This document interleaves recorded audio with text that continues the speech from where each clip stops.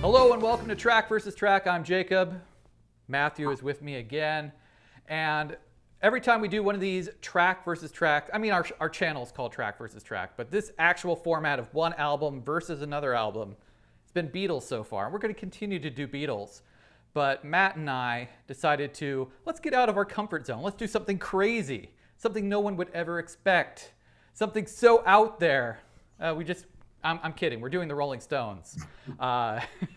In recognition of the Stones' recent 60th anniversary, we picked two Stones records. Both of them have 10 tracks. One, Matt said maybe is his go-to favorite record. That would be Sticky Fingers. And we're comparing it with Some Girls. Besides 10 tracks, they each have gimmick covers. This one, you could swap out the faces. It kind of bugs me that you can't get one with all their face. I don't like this. This always bugs me. So anytime these come into the record store, they're almost always damaged. Just so you know, Matt. Like, even mine, I need to get a little bit of glue because one of these hair pieces is coming up. So I'm going to keep that one bagged. I have a functioning zipper. Do you have a functioning zipper? Not my vinyl copy, but the 50th anniversary box set, which is housed in this beautiful box. Of course, you get all the knickknacks and stuff, but basically the CDs are housed in this really nice book, and the book has the zipper on the front, and then in the back of the book are the media, but it's a very big, generous, like 200-page book. And there's also some 45s in here too. There's you got Brown Sugar, Wild Horses, 45, and what other 45 is in here? I'm just looking at what the singles would be. Maybe that's the only 45 that it comes with, but yeah, pretty cool. And then I was telling you right before we started recording, each of these box sets came with one of these cardboard stand-ups, and you got one out of the 5, and I got Mr. Charlie Watt, looking very dapper as usual. Rest in peace, Charlie Watt. Very fantastic drummer, right? Like jazz chops. The guy he's going to get talked about on a lot of these songs today. Yeah, that's my Sticky Fingers zipper box set. Yeah, this album and I think Alice Cooper's School's Out are the one I've seen the most damaged sleeves of in my time working at a record shop, which isn't terribly long, but more School's Out because I think more people own. It's more common to see that album than a good quality original Sticky Fingers. Now, you mentioned one of these was your go-to favorites. I don't know if I would call either of these my favorites. Some Girls is the one I first went to. I was like, let's talk about a Rolling Stones record. But there's tracks on both I love, and then there's tracks I don't love. We'll just see where it ends up here in our track versus track listing, or face-off, I should say. Cool. I am going to represent Some Girls. Yes, and I'm going to represent Sticky Fingers because hopefully on the CD there's a track listing, because if I recall right, the record just has a butt. Yep, the back of the CD has track listing, and actually the back of this box set has the track listing. Some Girls has a track listing, but I hopefully won't screw it up because it's very stylized. Or I might get distracted. Ooh la la. Ooh. These are two really sleazy albums too, by the way. Yeah. not just the obviously the cover art is sleazy on both, because when you undo the zipper, this is that famous Andy Warhol cover. Who knows how many other records in the bins that record is responsible for destroying? Yeah, I've done on my own YouTube channel. I've done some box set collections. I've done the McCartney, the Kinks, and the Who, and I planned on doing the Rolling Stones. So if I don't end up doing that, you're seeing some of them now. But Side one, track one, Some Girls, is Miss You. Very classic Stones song.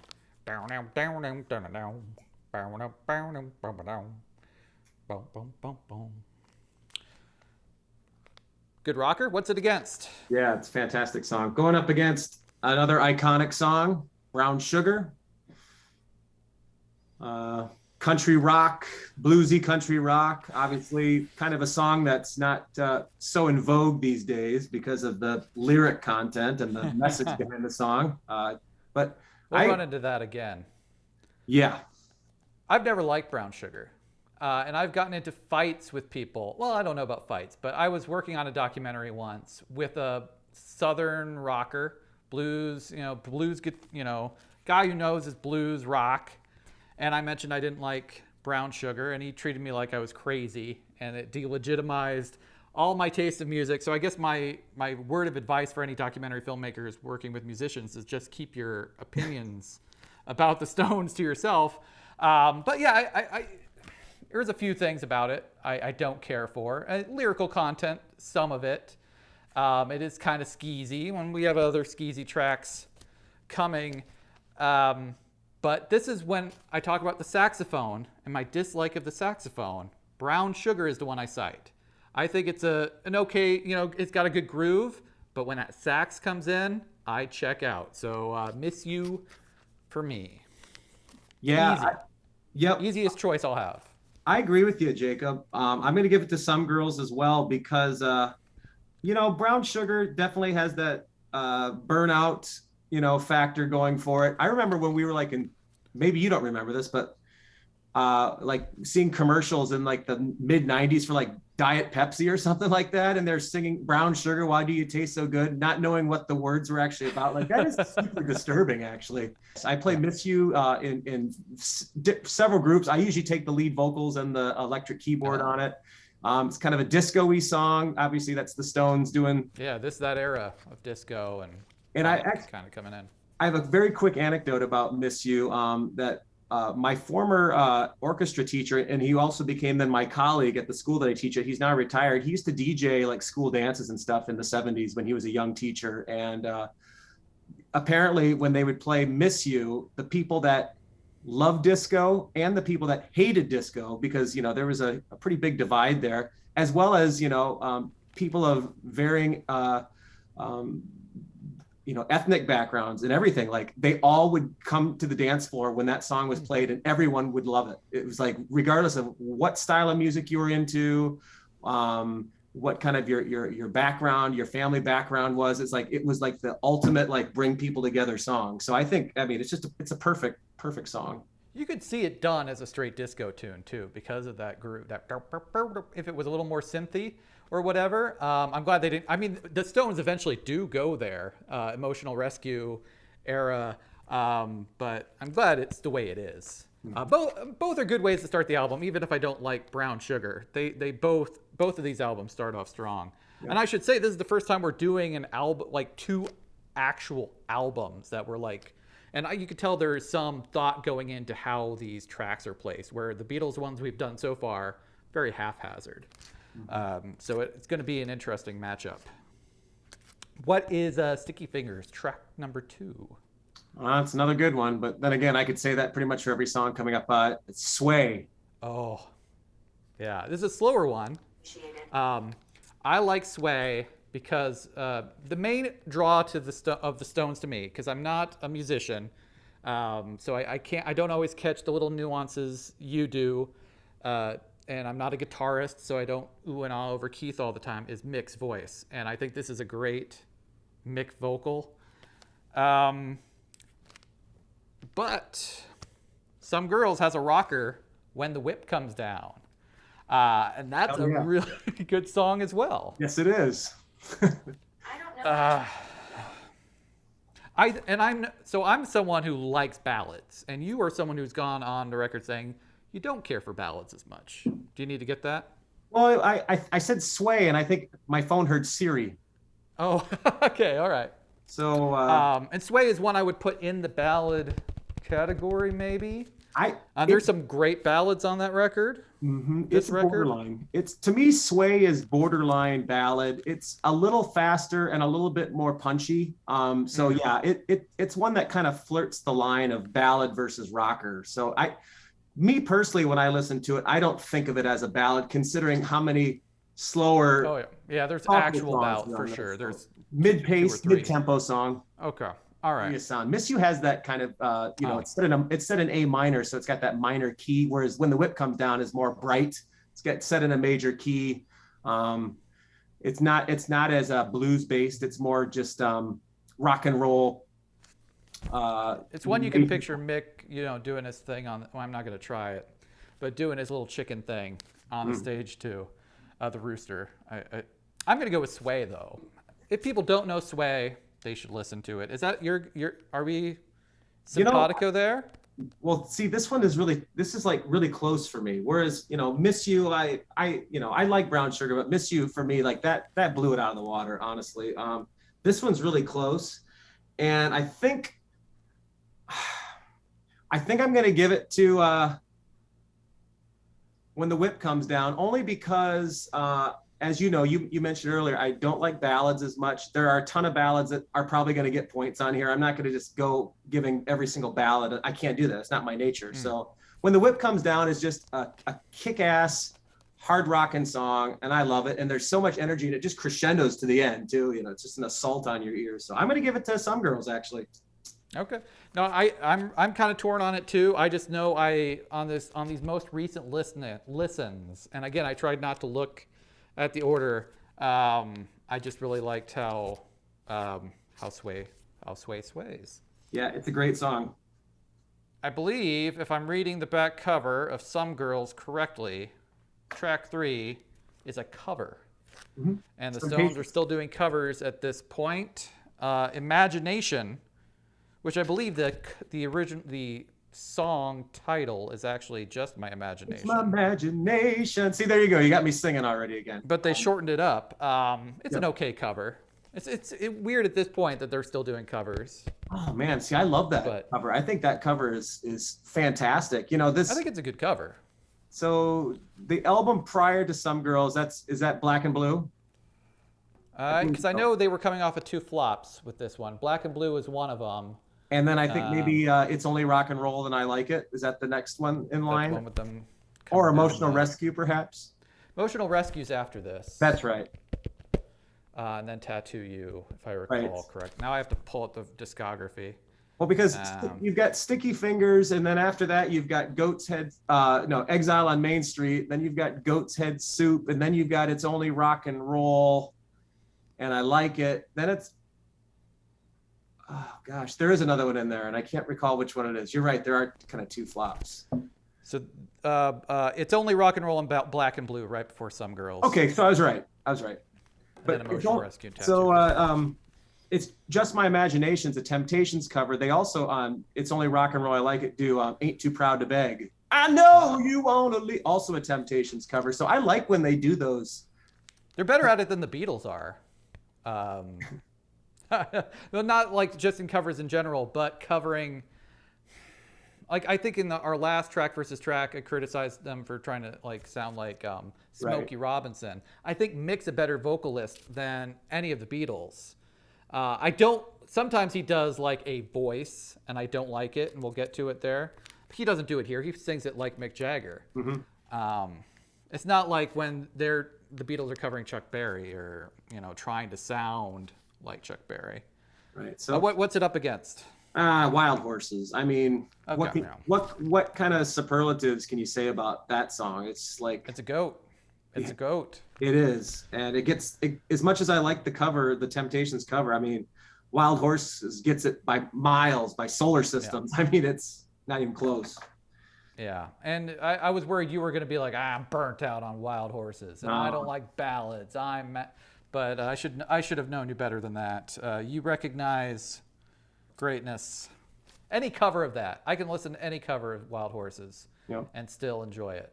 And I may have given the point to Sway too, but I didn't look at these in advance, but I knew that Wild Horses came after Sway just because I didn't have to look at the back, and it's like I can't give 2 softies points consecutive. There's at least one more goat ballad on here. Oh So, yes. Oh yes. yeah. I think I know what that's coming against, though. So Well, we'll get there. your goat ballad on this album though, because there's a couple ballads left. I think your goat ballad that's to come is not the same goat ballad that I have, which is interesting. Well, there's two left. And probably not. I could see why you would like the other one. We're talking so vaguely. We should just move on to it. Yeah. Title track here, Some Girls. Problematic song. When I was hinting at it earlier. Again, Mick gets into a racially murky category, sexually murky category, misogynistic territory. But it's catchy. It's catchy. I like it better than Brown Sugar, just as a song. But tell me what it's against on. A juggernaut of a song, man. Can't you hear me knocking? Oh yeah. But I don't know if I was thinking that you may not like this song because you don't like saxophones, right? You got the Bobby Keys. So that one has like this long break. Like he stops singing at some point, and then the song goes for like the whole duration of the lyrics in a jam. If you cut 2 minutes out of it, it's a perfect song. And those 2 minutes are the saxophone parts. But the guitar in that, when it like the guitar is basically singing at the very end. Yeah, at the very end, and then like the percussion at the very end too. Like it gets really conga drums. Yeah. I was trying to think of the right word to say that it's sort of if it is conga drums, it is safe to say like it's island-ish or. And I do like how the guitar kind of sings the song before Mick sings it. And considering how problematic Some Girls is as a song, that's an easy win. As much as I don't care for the saxophone, and that might be that and Brown Sugar are the ones with the most obnoxious saxophone.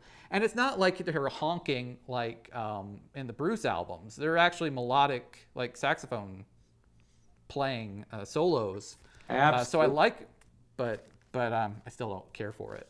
Yeah, Bobby Keys is a fantastic. I mean, he was the Rolling Stones touring saxophone player along with Jim Price, who was the trumpet player. And you've got a bunch of songs coming up here. You got the trumpet and the sax, which I think just sounds great. And of course, they multi-track their parts and harmonize their parts, so it sounds like they brought a full band out there. It's just those two guys, though, basically. And yeah, man, Can't You Hear Me Knocking? What a drop dead classic that song is. I mean, that's one of the iconic Stones vehicles. They played it on every tour. I mean, you would never not go into a Rolling Stones concert and not hear them play that. And it'd be like the end of a set, just a kick you in the teeth song. Absolutely love it. And you know what though? I love Some Girls. As a matter of fact, I've played Some Girls in a band before.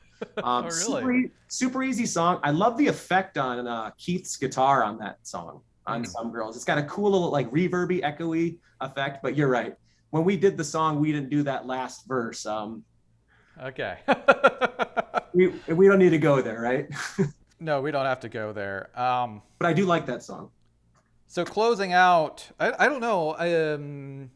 Is it 5 and 5 on Sticky Fingers? Okay, Correct. So we're closing out side one. Lies, another rocker, I recall. Mm-hmm. Short and sweet. Yeah. What's it up against? Oh, I know what it's up against. But it's a weird one, kind of. Yeah, it's You Gotta Move.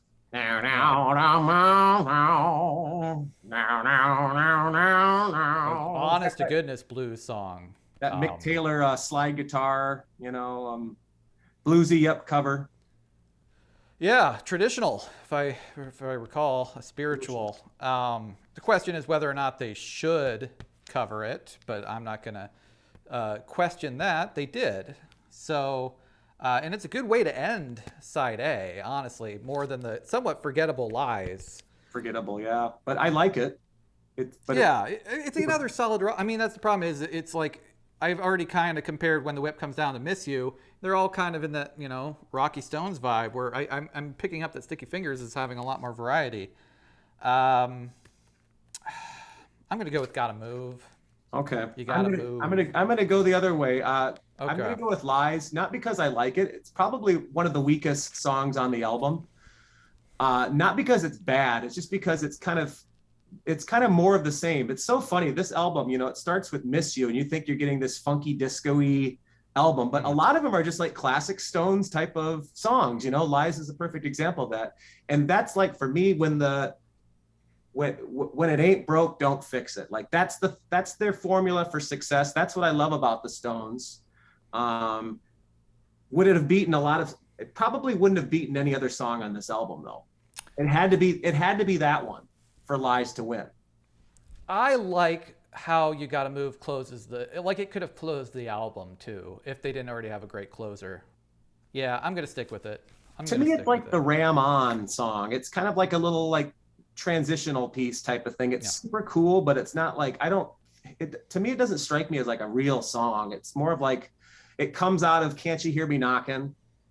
Mm. If you've ever listened to this streamed or on a CD where you don't have to flip the vinyl over, it moves really good into song number 6. But on a vinyl, there's that break, so that's kind of annoying. But I love its placement on like a CD because 4 moves into 5 and 5 really moves into 6. Great, but on a vinyl, you wouldn't get to experience that because you got to flip the wax.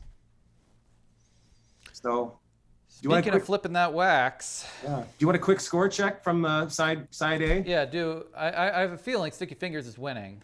For you, it is. You've got Yeah. 4-1 right now, Uh-oh. and believe it or not, I've got it 2-3. I've got Some Girls in the lead. Oh. Unfreaking believable. I would not have thought it was going to go that way. I was prepared to be like the Some Girls advocate, rooting for it.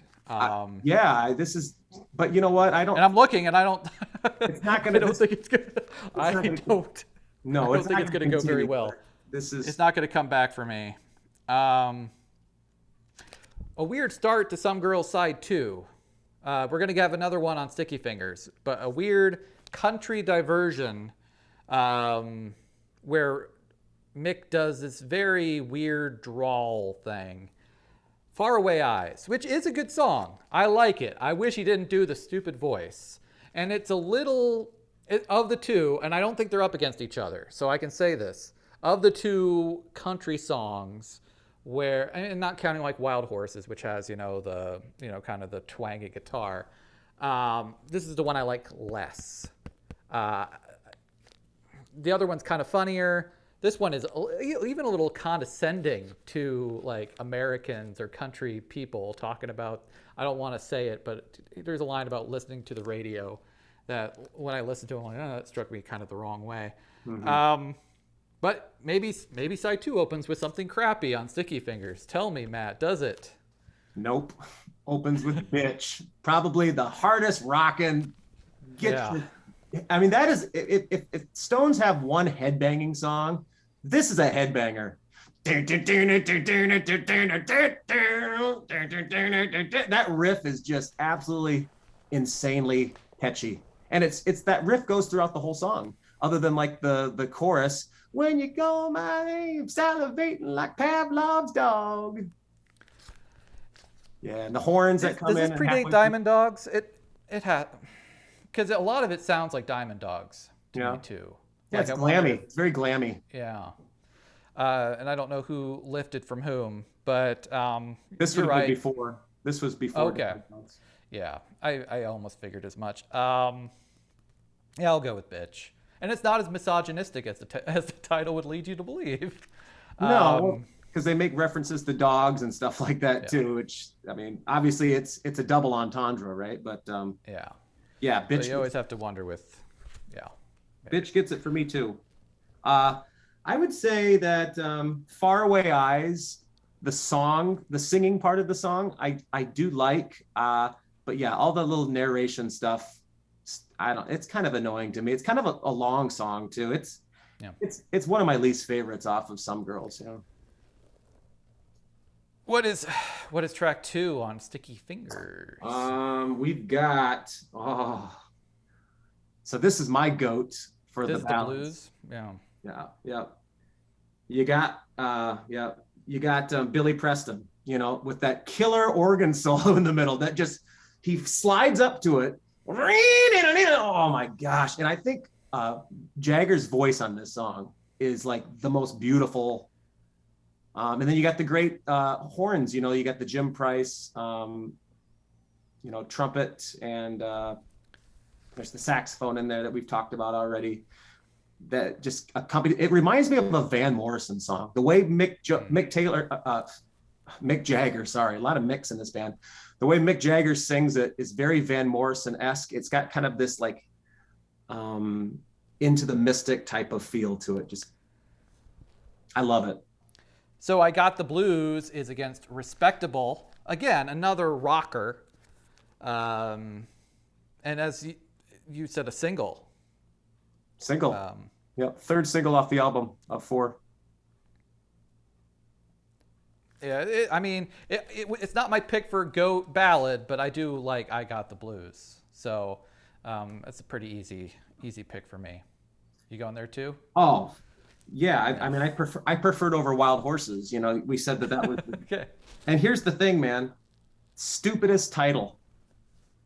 It's very why is the song called very I Got generic. Why is it called I Got the Blues? Like, I remember when I was younger, when I first got this album, probably sometime in the mid-late 90s when I was in high school, and when I was getting into the Stones, because that was kind of like the next step after I'd like exhausted the Beatles catalog. I went with the Stones, and for the longest time, I would never know what that song was based on the title, because that song sounds nothing like the title. You think of it just like that is the most generic, stupid name for a song, but the song is so awesome. It's my favorite ballad on the album. So on Some Girls next, we have the rare Keith vocal, Before They Make Me Run. Sticks out like a sore thumb. Like I mentioned, Mick's voice is the main thing I like about the Stones.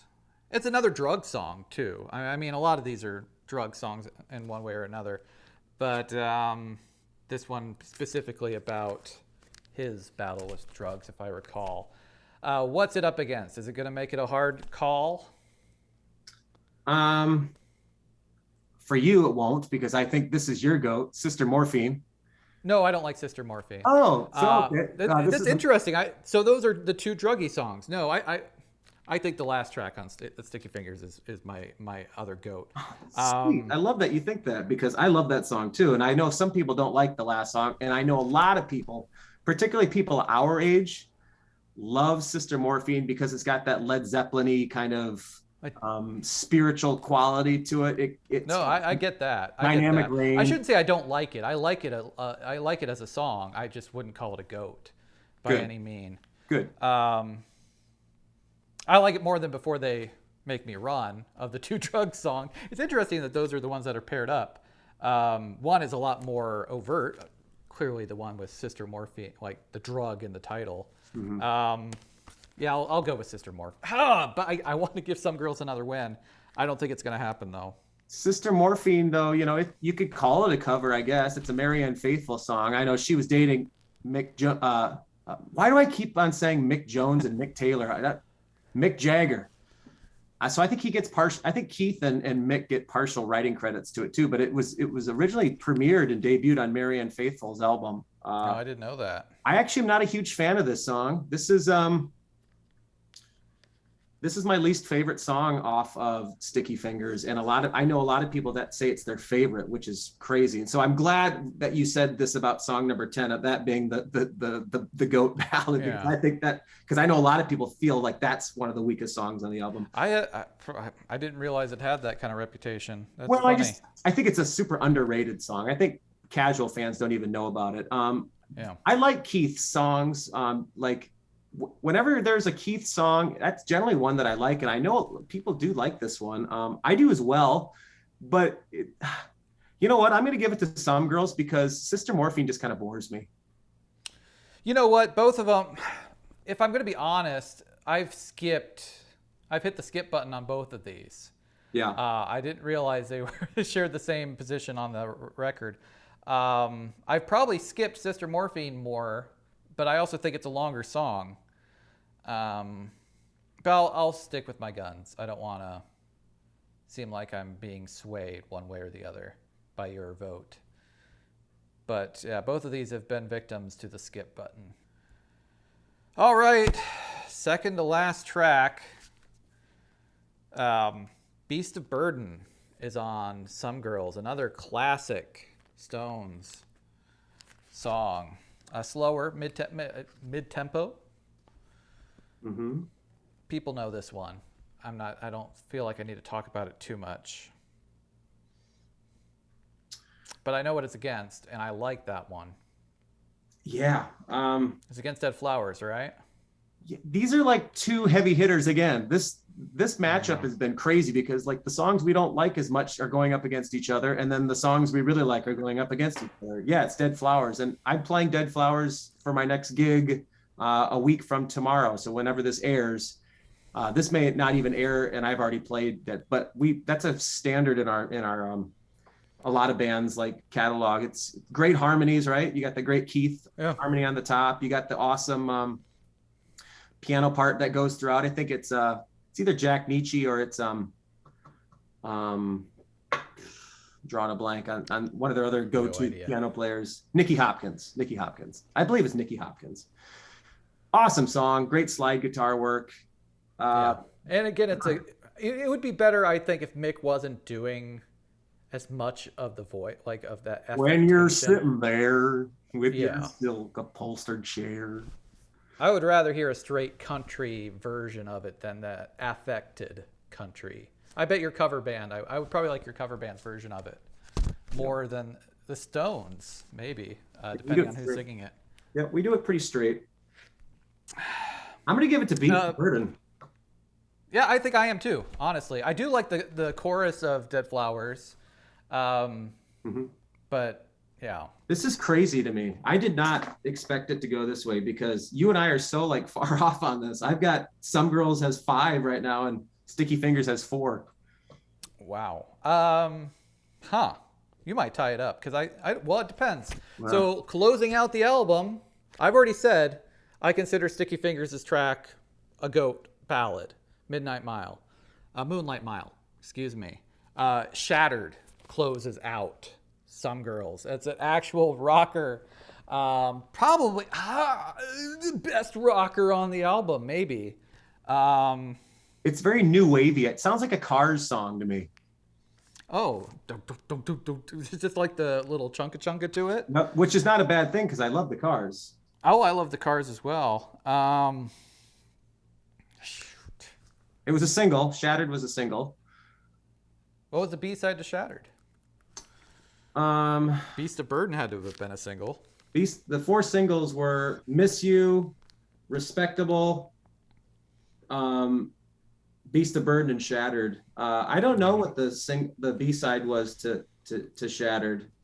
Yeah, it doesn't matter. I do know what the single is. The B-side is to Beast of Burden because in this Some Girls box set, it comes with the Beast of Burden single. So I can look that up really quick.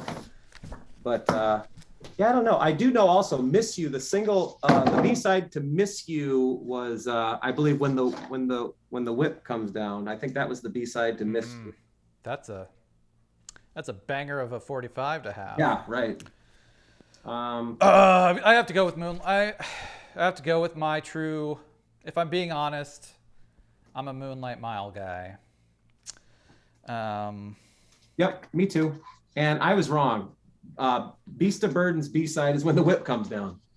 Oh, well. Because there is Beast of Burden, and there is When the Whip Comes Down. So I forget where the B-side. Shattered probably is like the. That's tough. Are we ranking? We have to rank now, because now I'm like. In track versus track, Jacob, you have Sticky Fingers with 8 and Some Girls with 2. I feel good. That's not what I expected, but that's fine. And I have 5 to 5. It was a dead even draw. I knew this was gonna hurt, man. Because if only there was a tiebreaker. Well, is there a B-side like that was unreleased? Well, I can give you the tiebreaker, and that's easy because I can give you a few songs that are the tiebreaker because the sessions of Sticky Fingers, they created some iconic singles during the same time. So Sticky Fingers, these singles are Jumpin', Jumpin' Jack Flash is a little bit earlier, but you got like Midnight Rambler, Honky Tonk Woman, Street Fighting Man. These are all singles that came out around the same time, slightly, within like a 6 months or a year of this. So basically in between Let It Bleed and Sticky Fingers. So it's like unbelievable. Let's do quick rankings of both of them here. We did a quick speed ranking, and just behind the scenes, I rushed through mine very quickly. Matt was very deliberate, so I will likely have regrets in the middle of the night about my listing, where Matt will sleep the sleep of the just.